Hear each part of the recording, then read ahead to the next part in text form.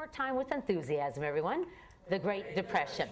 And it occurred in the 1930s. Okay?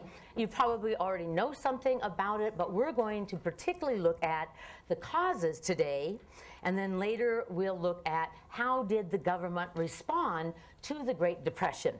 Well, first thing is, here we have the word depressed.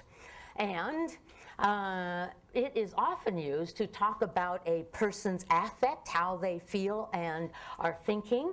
So everybody, show me if you were really depressed with your body, what you'd look like. Okay, show me definitely not depressed. Okay, show me really depressed.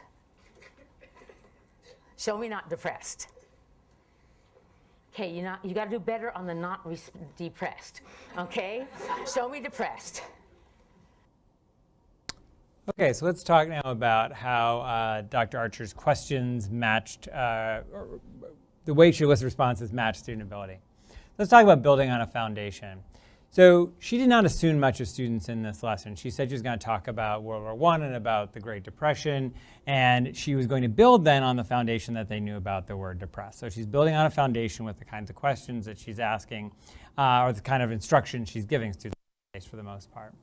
She's sequencing the questions appropriately because she's not starting with what do you think the depression is, and so on. She does assume students know what depressed means. First of all, they're 8th graders, so it's not a bad assumption. But second, even though she might think that, when she asks students to show her depressed, she actually sort of makes a depressed kind of motion that sort of prompts students to do that anyway.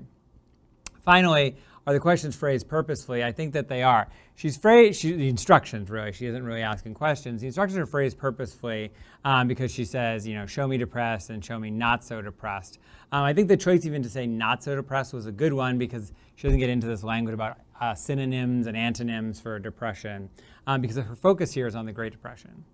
Also, I think here what you notice is that she is doing something else to keep the students' heads in the game. She wants students to stay with her, and she wants to do that by injecting a little bit of humor into the lesson. So that was actually purposeful, I think, as well, to phrase them in that way, to sort of get the students on her side so that the rest of the lesson would go well. And still, it has an instructional objective, not just a fun objective, but it's going to get students engaged in the lesson even more. And as you can tell from the laughter in the room, it probably worked. So that was a good example of matching the ways of listening responses to student ability.